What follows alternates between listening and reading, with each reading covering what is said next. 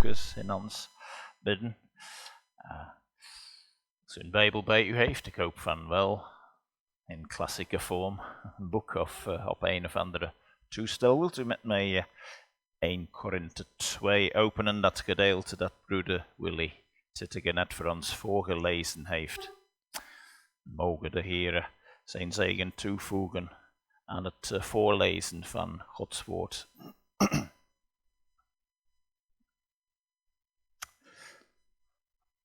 Nu we bekijken de eerste 9 versen van 1 Korinthe 2 van morgen.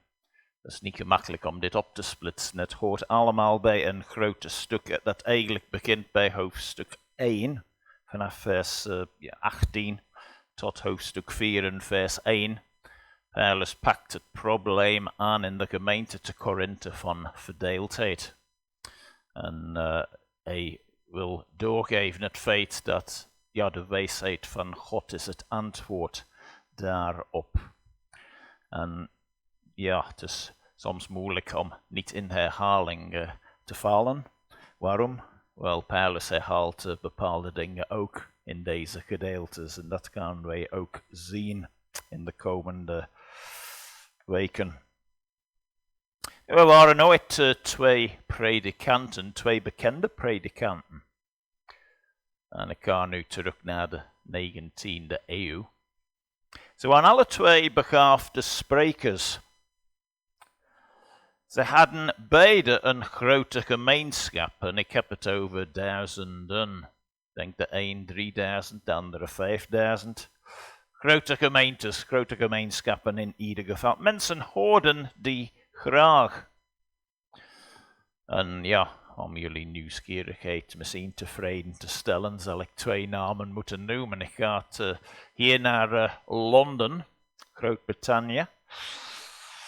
En de ene was Joseph Parker, voorganger van de City Temple in Londen.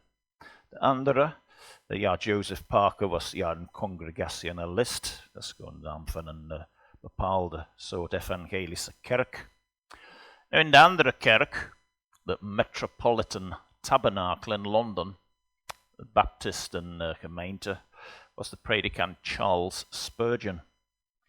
Nu, misschien zeggen die namen niets aan jullie, of misschien wel. Parker was een begaafde man, Spurgeon was een begaafde man. Wat was het verschil dan? Wel, een bezoeker heeft het samengevat als volgt, en ik gebruik de naam bezoeker in de zin, hij heeft naar die beide geluisterd verschillende keren. Hij zei, Parker was een wonderbare spreker. Heel geleerd, heel vlot. Hij kon van literatuur, van de wetenschap, van de geschiedenis, hij was zich thuis in alles. Heel vlot, aangenaam om te beluisteren. Wat die man zei over Spurgeon was, ik luisterde naar Spurgeon, ik zei, oh, wat een wonderbare Christus. Dat was het verschil. Parker was een wonderbare spreker. Spurgeon had een wonderbare Christus. Christus werd verhoogd en verheerlijkt in de prediking van Charles Spurgeon. Dat is ook de bedoeling. Dat is niet de enige bedoeling van een preek, maar een van de bedoelingen is om de Heere Jezus te verheerlijken en hem de eer te geven. Waarom? Christus is de kracht van het evangelie. Hij en hij alleen kan zondaren redden. Hij en hij alleen kan de diepte van de ziel van een mens bereiken. Wat een mens mag meemaken in het leven. En we hebben allemaal een levensverhaal, zoals iedereen op deze aardbol. Iedereen heeft iets meegemaakt, iedereen heeft een bepaalde achtergrond. Iedereen komt vanuit een bepaalde cultuur. Iedereen heeft tegenstellingen gehad in het leven. Zij het slachtoffer van oorlog. Iemand is weeskind geworden.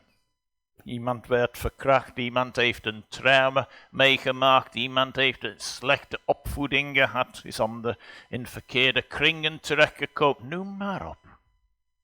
Iedereen heeft een levensverhaal. Het is enkel Christus die echt tot in de diepte van de ziel kan raken. Dat is de kracht van het evangelie. Dat is ook de titel van de boodschap van morgen, de kracht van het evangelie. Ik heb gezegd, ik wil de versen 1 tot en met 9 behandelen van 1 Korinthe 2 van morgen. Zo de Heer wilde de rest van dat hoofdstuk volgende keer. Om een beetje context even te herhalen. Paulus had deze gemeente te Korinthe gesticht. Daarover lezen we in Handelingen, hoofdstuk 18.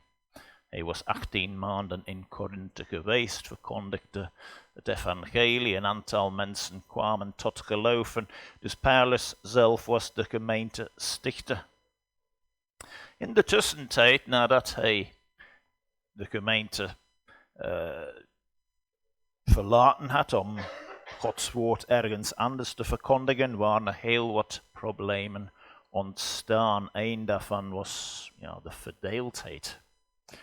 En dit gedeelte heb ik het al gezegd, eigenlijk het begint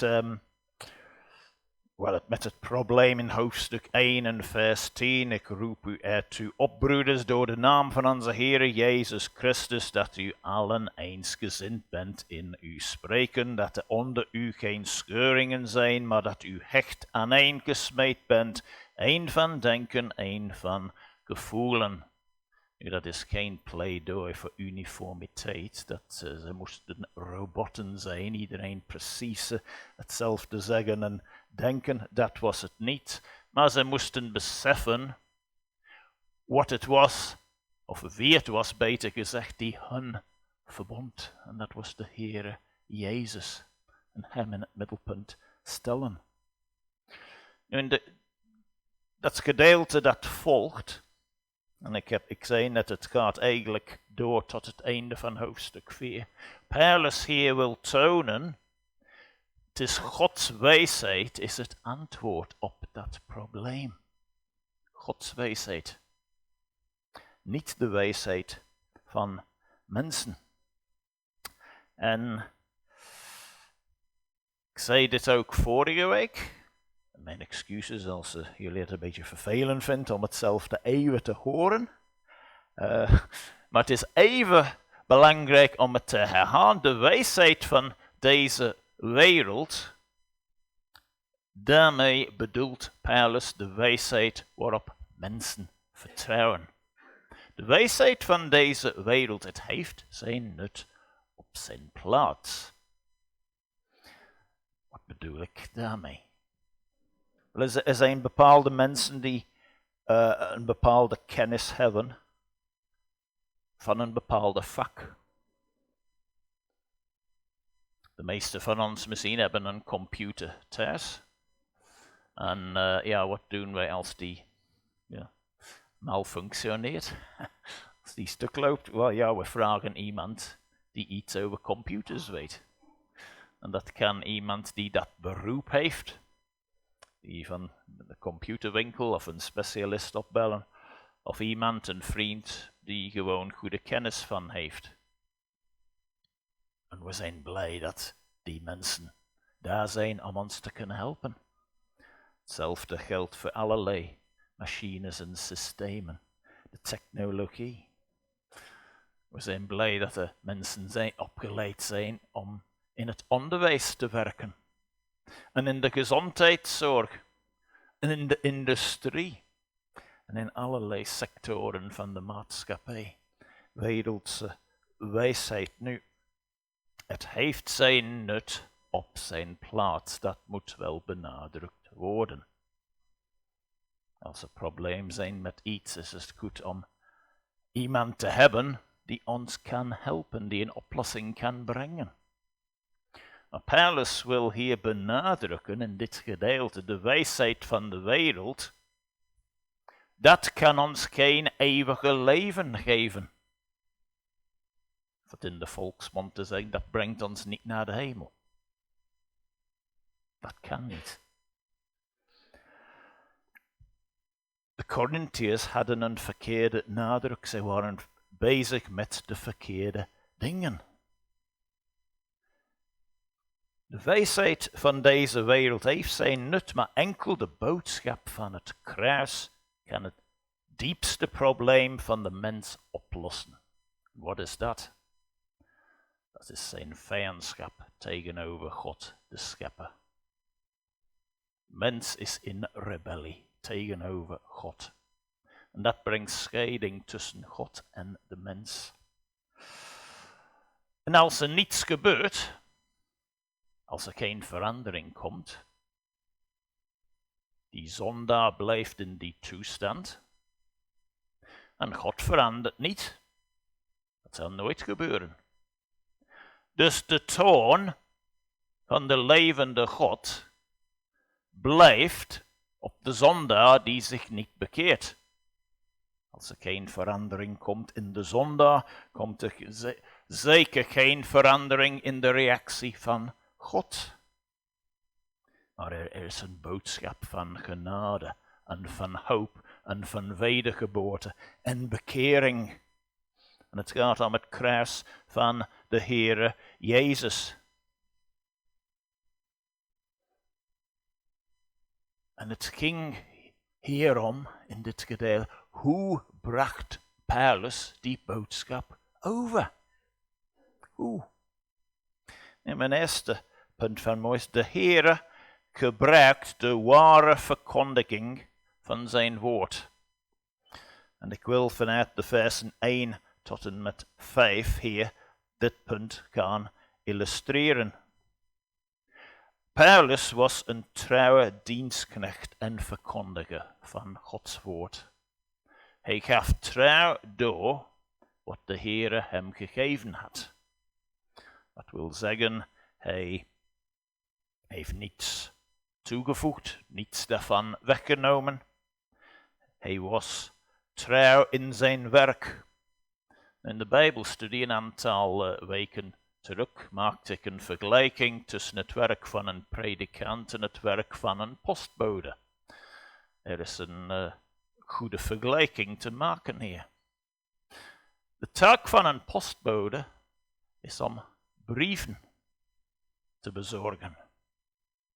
Het is niet de taak van een postbode die een brief in zijn zak ontdekt en hij moet het brengen. Het is niet zijn of haar taak om die brief te openen en te gaan lezen en te zien, heeft het mijn goedkeuring of niet en kan ik een stukje hier toevoegen en veranderen voordat ik die brief in de brievenbus... Nee. Die moet het gewoon doorgeven zoals het is aan de persoon voor wie het bestemd is. Het is de taak van een predikant Gods boodschap door te geven. Onveranderd, onvervalst, niets toegevoegd, niets daarvan weggenomen. Paulus deed dat. Hij was een trouwe dienstknecht en verkondiger. Er is een algemene toepassing hier, denk ik, in het leven. Iemand die gewoon zijn of haar taak doet, is veel waard. Iemand die zijn of haar taak doet, die zijn job doet, is veel waard. We kunnen op zo'n persoon rekenen. Het is een mooie getuigenis als christenen betrouwbaar zijn, dat is wel de bedoeling. Dat als wij iets beloven, wij zorgen ervoor dat wij die belofte uitvoeren. Als we zeggen dat we zullen daar zijn om te helpen, als iemand moet verhuizen bijvoorbeeld, dat we daar zijn. Of als iets tussenkomt, we worden gehinderd, we laten de persoon weten. En liefst zo snel mogelijk, zodat die iemand anders misschien kan inschakelen. Paulus was trouwe dienstknecht en verkondiger van Gods woord. En hij gebruikte geen wereldse methoden om Gods woord over te brengen. Ik lees hier vers 1 van 1 Korinthiers 2. En ik, broeders, toen ik bij u kwam, ben niet gekomen om u met voortreffelijkheid van woorden of van wijsheid het getuigenis van God te verkondigen. Want ik had mij voorgenomen niets anders onder u te weten dan Jezus Christus en die gekruisigd. Nu, de Grieken waren heel geïnteresseerd in redenkunst. Daarmee bedoel ik, zij waren echt geïnteresseerd in de uiterlijkheden van het spreken in het openbaar. Ze waren gefascineerd door aspecten van de overtuigingskracht van een spreker. Zijn gesticulaties misschien, of zijn uitdrukking, of zin voor humor, welke elementen dan ook een bijdrage konden leveren. Ze waren daarin geïnteresseerd. En zij maakten een vergelijking tussen de verschillende Bijbelleraars die we hadden, die ze hadden. En Paulus wordt ook genoemd in de lijst. En Apollos, die wordt ook genoemd in hoofdstuk 1. Ook Kefas, dat wil zeggen Petrus. Kefas, Aramees voor Petrus. Zelfde persoon. Nou, Paulus maakte het absoluut duidelijk. Broeders, zusters, doe ik niet mee. Vergeet het. Ik wil niet deelnemen in een soort Miss Belgium verkiezing. De beste predikant. Absoluut niet. Ik verkondig gewoon Gods woord. Hij gebruikte dus geen methodes om de Korinthiers onder de indruk te brengen. Nu, we moeten dit punt niet verkeerd begrijpen. Ik zeg niet dat die dingen absoluut onbelangrijk zijn, maar die zijn niet de hoofdzaak. De uiterlijkheden van een spreker in het openbaar, dat zijn niet de belangrijkste dingen. Zijn gesticulaties, hoe hij dat brengt, of zijn overtuigingskracht. Die zijn secundaire zaken. Paulus wilde bij de essentie blijven. Hij gebruikte geen wereldse methoden. Geen voortreffelijkheid van woorden, zoals hij het schrijft hier in vers 1. Of van woorden van wijsheid, wereldse wijsheid wel te verstaan. Wat deed hij wel? Wel, hij predikte Christus de gekruisigde. Want ik had me voorgenomen niets anders onder u te weten dan Jezus Christus en die gekruisigd. Nu, hij heeft het al benadrukt. Dat de essentie is het belangrijkste van de boodschap. Als u even met mij wilt terugkijken in hoofdstuk 1 en vers 23 en 24. Ja, ik lees vanaf het begin van de zin, eigenlijk vers 22. Hij heeft het over de Joden en de Grieken. De Joden kunnen dat woord verstaan in zijn totaliteit als Gods volk. Mensen binnen de kerk, als je het zo wilt verstaan. De Grieken, de heidenen, de buitenwereld. Dus niet enkel voor diegenen uit Griekenland. Korinthe was wel in Griekenland, dat weten wij. Maar het gaat niet enkel om dat volk. Het gaat om de Grieken als symbool voor de heidenen. Immers de Joden vragen om een teken en de Grieken zoeken wijsheid. Wij echter prediken Christus de gekruisigde, voor de Joden een struikelblok, voor de Grieken een dwaasheid. De Joden hadden een verkeerde verwachting van de Heere Jezus. Zij verwachten iemand anders of een andere soort koning. Iemand die op een kruis gekruisigd werd, ter dood gebracht werd. Dat konden ze echt niet aanvaarden als een koning. De Grieken met hun liefde voor wijsheid en voor filosofie. Ze snapten dat ook niet. Hoe kan iemand die de gruwelijkste dood ter wereld ondergaat, hoe kan dat een koning zijn? Het was allemaal, dwaasheid, struikelblokken voor hen. Paulus schrijft ook dat er waren wel mensen die het begrijpen. Maar voor hen die geroepen zijn, zowel Joden als Grieken, prediken wij Christus, de kracht van God en de wijsheid van God. Waarom moest de Heere Jezus gekruisigd worden? Om zondaren zoals u en mij te redden. Wij zijn allemaal zondaren. En de Bijbel spreekt over 2 wegen. De weg van de rechtvaardigen, de weg van de onrechtvaardigen. We hebben ook Psalm 1 vanmorgen gehoord. Dat spreekt ook over die 2 wegen, de 2 soorten mensen. Diegenen die naar God luisteren en diegenen die gewoon op hun eigen inzicht vertrouwen.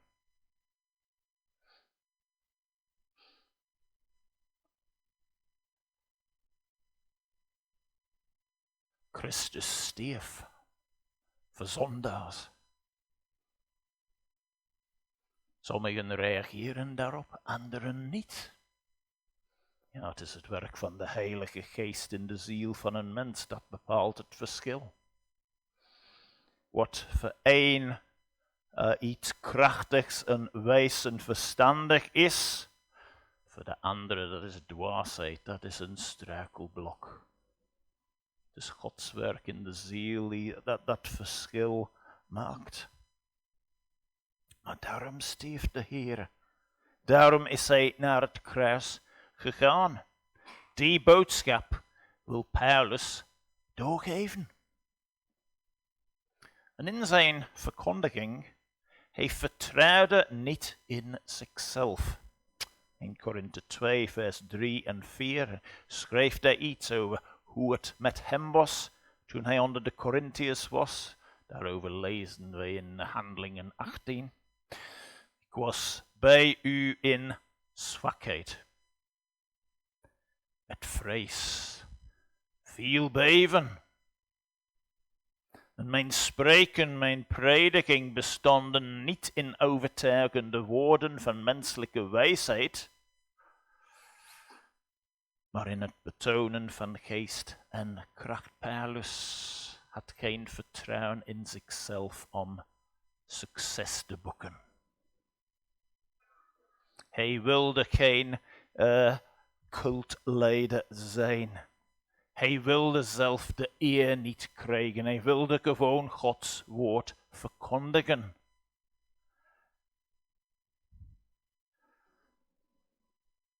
Hij zou van sommigen eigenlijk heel wat kritiek kregen voor die woorden. Zwakheden, Paulus, waar is je vertrouwen? Met vrees en veel beven. Ja, wel te verstaan, gezonde vrees en gezonde beven en verlangen voor de eer van God. De Bijbel spreekt over een negatieve vrees en negatieve angst. De Bijbel spreekt ook over een positieve vrees, de vrezen des Heeren. Of eerbied of ontzag. Dat zijn 2 aparte dingen. Eén is een vijand van het geloof, de ander is wel gezond en opbouwend. Paulus wilde succes zien voor zijn boodschap. Hij wilde zien dat mensen tot geloof zouden komen. Dat levens zouden veranderd worden. Dat mannen, vrouwen, jongens, meisjes tot geloof zouden komen. Hun leven zouden veranderd worden. Dat hun getuigenis zou stralen in de maatschappij. Dat ze konden gebruikt worden ten krachte voor verandering in de maatschappij, ten goede. Goede burgers zijn van de maatschappij. Dat is ook de uitwerking van de kracht van het evangelie. Het leven van God in de ziel van een mens, dat brengt verandering.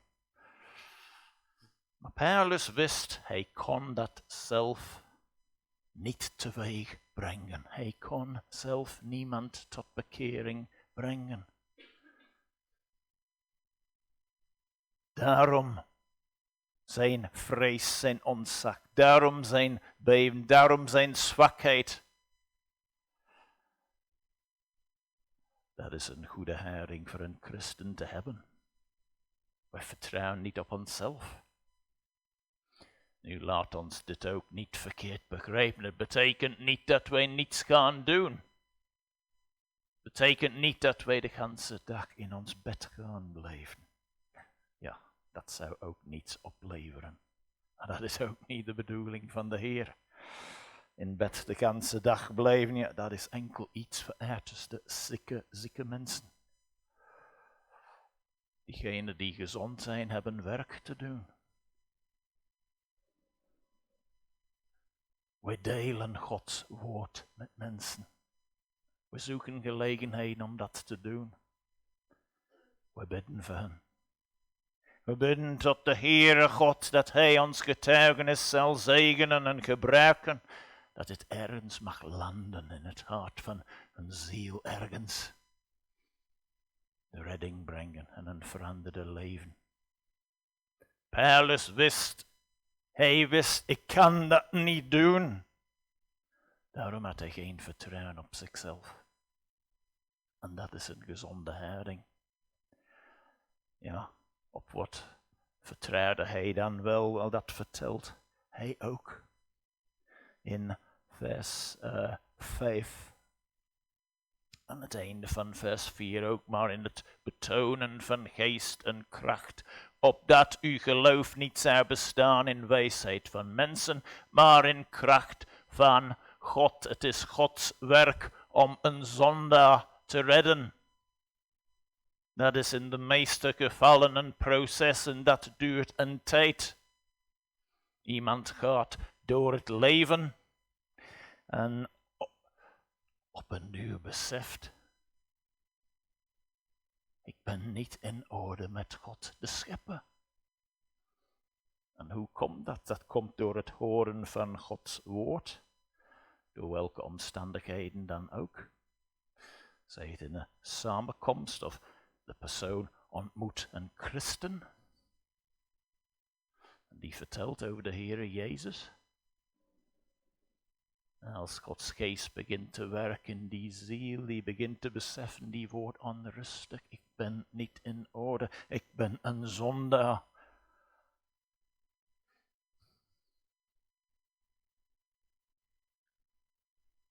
En die wordt gepakt door het goede nieuws. De Heilige Geest activeert die waarheid die hij of zij gehoord heeft. Die beseft, ik heb vergeving nodig, ik ben een zondaar. En als Gods Geest dat niet doet, ja, dan heeft de mens geen last van. Nou, is er iemand hier van morgen? Ja, ik hoop het niet. Nou ja, is er iemand? U vindt het absoluut saai, het zegt u niets. Ik hoop het niet. Als dat het geval is, vrees ik, u bent niet wederom geboren. U heeft geen leven in u. En u kijkt misschien op uw horloge en u vraagt, oh, en wanneer gaat hij stoppen? Nou ja, er zijn zulke mensen op deze aardbol. Dat is een teken, Gods geest is niet aan het werk in hen. God heeft hen nooit aangeraakt. We bidden om verandering, natuurlijk. Maar het is tot nu toe niet gebeurd, we blijven bidden. Paulus wist, hij kon zelf niemand tot bekering brengen. Hij vertrouwde niet op zichzelf. Hij vertrouwde op de levende God en de Heilige Geest. En het is enkel de Heilige Geest die leven kan brengen. Is er iemand hier die durft zeggen, oh, ik heb mezelf tot leven gebracht? Ik zei ooit in het verleden tot mijn toekomstige vader en moeder, ja, ik wil geboren worden en ik wil deze wereld binnenkomen. Alsjeblieft, hebben een relatie met elkaar, weet wat ik ben. Is er iemand hier die dat durft zijn? Natuurlijk niet. Dat kan niet. Uw geboorte, dat was het werk van uw biologische ouders. En er is een geestelijke parallel. Iemand die wederom geboren, dat is het werk van de levende God. God, de Heilige Geest. Hij activeert dat woord dat gedeeld. Brengt het tot het leven in de ziel van een mens. Dat is de kracht van God. Leven vanuit niets te brengen en geven. Zoals Jezus Lazarus naar buiten riep van het graf in Johannes 11. Lazarus, kom naar buiten. Lazarus kon het zelf niet. Absoluut niet. Dat is Gods werk. De Heere gebruikt de ware verkondiging van zijn woord. In mijn tweede punt en laatste. De Heere toont zijn eigen wijsheid en kracht. Vanaf vers 6 en eigenlijk dit gedeelte gaat tot het einde van hoofdstuk 2. We konden niet alles behandelen vandaag. Maar Paulus, hij heeft het in vers 6 over spreken. Wij spreken wijsheid onder de geestelijk volwassenen. En het lijkt, hij bedoelt daar diegenen die tot geloof gekomen zijn. Diegenen die het begrijpen. Zijn mensen die dat absoluut niet begrijpen. Het zegt hun absoluut niets. In de NBG-vertaling wordt dat woord als volwassenen, het woord als rijp vertaald. Diegenen die rijp zijn.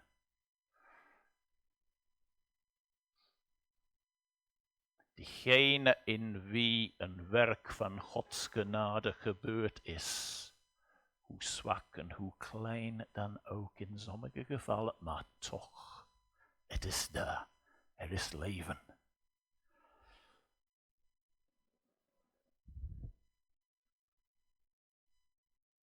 We moeten hier niet concluderen. De Paulus, hij zegt, hij wilde de nadruk niet leggen op uiterlijke dingen en op redenkunst en op overtuigingskracht.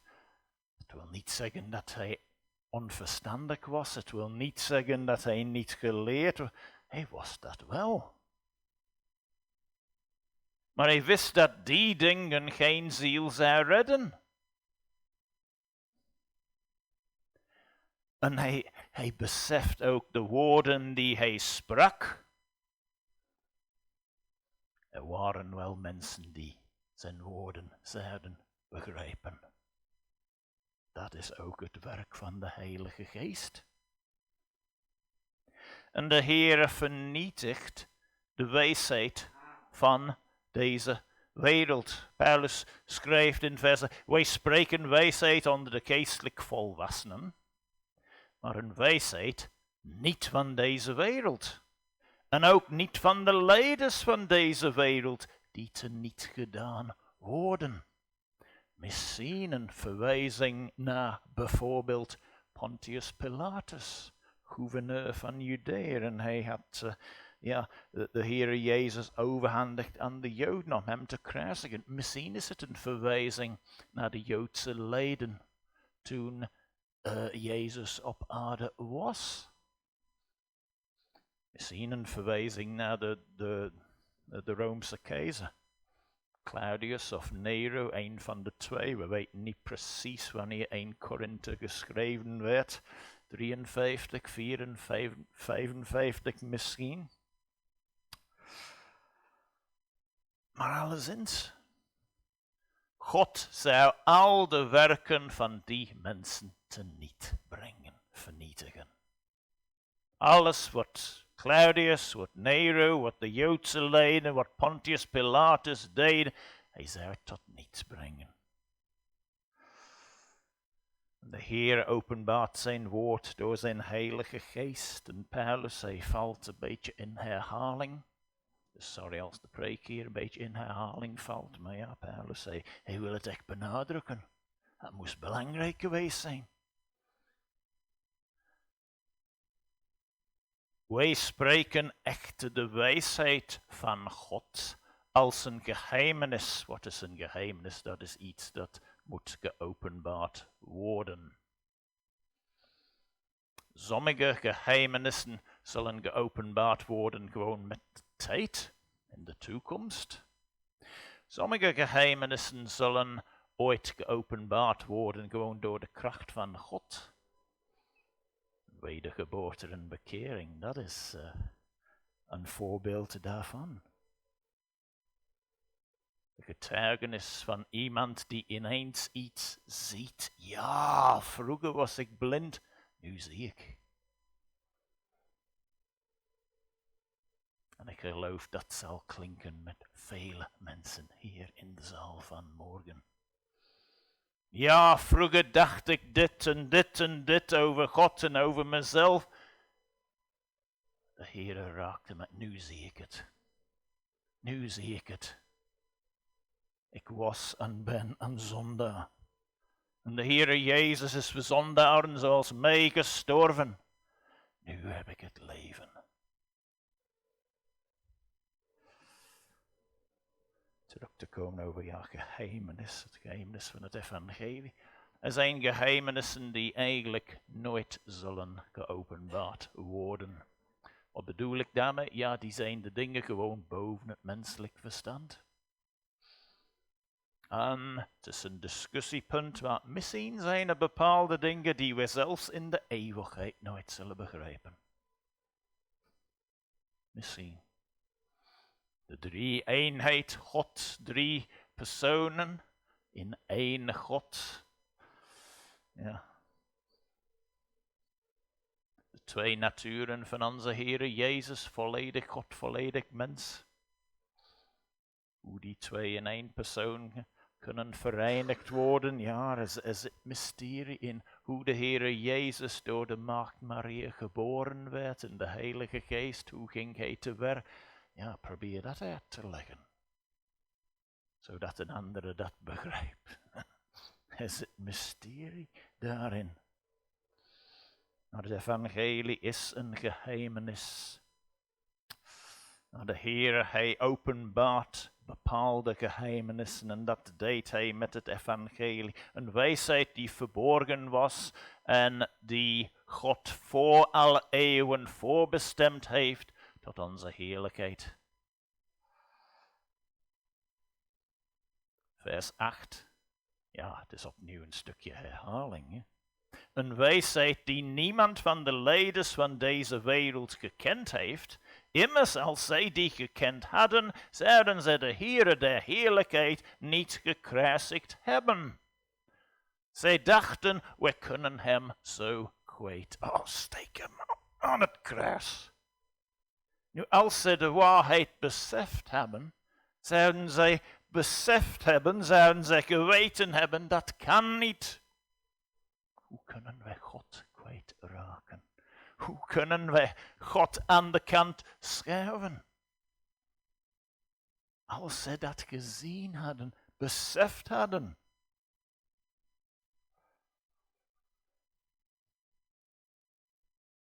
Het is alsof wij zouden proberen, misschien morgenochtend, vandaag is te laat, de zon is al op, maar te zeggen, morgenochtend voordat de zon hier opgaat, zon, blijf stil. Niet vandaag. Nou, dat zou absoluut domheid zijn. Ja? Nu, als de leiders van die tijd, toen zij de Heere Jezus aan het kruis gezet, als zij het beseft hadden, zouden zij ook beseft hebben, ja, hoe dom ze waren. Om hem aan het kruis te zetten, te denken dat ze hem aan de kant konden schuiven, om hem kwijt te zijn. Maar ze deden het toch. In hun onwetendheid, in hun gebrek aan besef. Ja. De onbekeerde mens begrijpt niet de dingen van God. Paulus ontwikkelt dat idee verder hier in hoofdstuk 2. Dat is voor volgende keer. Maar het was toch in het plan van de Heer dat hij gekruisigd zou worden. En zo hebben de onbekeerde, onwetende leiders van deze wereld het plan van God vervuld. Het was in het plan van God dat de Heere Jezus naar het kruis zou gebracht worden en het gebeurde door goddelozen. En hoe kon het anders zijn? Zijn discipelen zouden hem nooit vrijwillig hem aan het kruis gezet hebben. Nooit. En dat klinkt ook in onze harten nu. Diegenen die de Heere Jezus liefhebben, ze zouden hem nooit opzettelijk willen kwetsen of pijn doen of iets tegen zijn wil. Ja, zo hoe gebeurt het dat we zondigen? Ja, wel, zwakheid, onwetendheid, niet genoeg kennis van de wil van God, van zijn, wat dan ook, ja, het gebeurt. Maar een christen die echt wederom geboren is, die wil nooit opzettelijk pijn doen aan de Heer. Dus zijn discipelen zouden hem zeker nooit naar het kruis gebracht hebben. Dus het moest gebeuren door goddeloze mensen, die andere ideeën hadden, andere plannen. Maar de Heer verhoogt zichzelf daardoor. Vers 9, ik sluit nu af. Het is zoals geschreven staat, wat geen oog heeft gezien en geen oor heeft gehoord en in geen mensenhart is opgekomen. Dat is wat God bereid heeft voor hen die hem liefhebben. Citatie uit Jesaja 64, vers 4. De Heere vernedert de mens, hij verhoogt zichzelf. Ik zei in het begin, ja, een van de predikingen, het moet om de Heere Jezus te verheerlijken.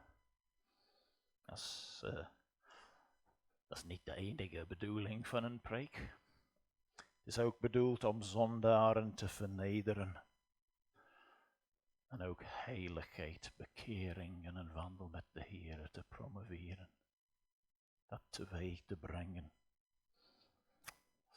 En ik besef, ja, ik kan dat ook niet teweeg brengen. De apostel Paulus, hij beseft, hij kon dat ook niet. Dus daarom bid ik ook dat iets vanuit dit Bijbelgedeelte, iets dat gedeeld is, dat het mag landen in ons hart. Dat het tot leven mag komen. Dat het iets zal beseffen. Dat we mogen beseffen, we kunnen niemand bekeren. Dus wat doen wij? Wij getuigen, maar wij ook bidden. We delen de boodschap, maar wij bidden. Al onze evangelisatie, het moet eigenlijk op onze knieën beginnen. Heere, zegen mijn getuigenis, waar ik ook ben. Op mijn werkplaats, op school. Mijn contact met mijn buren, voor diegenen onder ons die met pensioen zijn misschien veel thuis. Of actief bij vrijwilligerswerk. Heere, zegen mijn getuigenis. Ik ben zwak, ik kan niemand bekeren. Ik kan voor u getuigen. Ik bid dat u verandering brengt in het leven van deze mensen, dat u hen tot inzicht brengt. En wat kunnen wij anders doen? Dat getuigen en bidden. Wij kunnen niemand bekeren.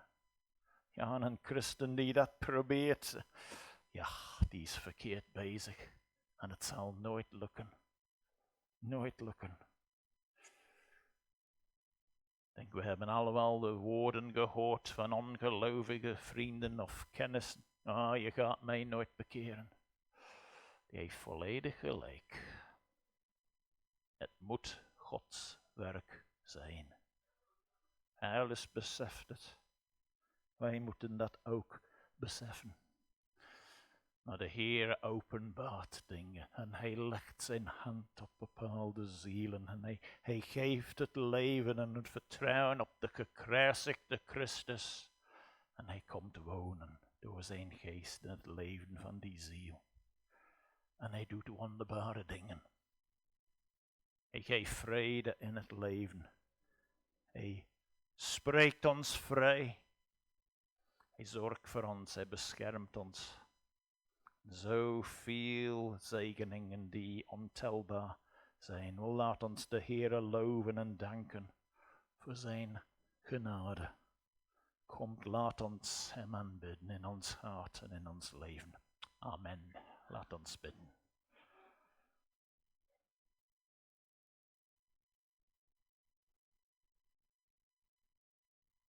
Heer, het is vernederend voor ons om te zien hoe zelfs de apostel Paulus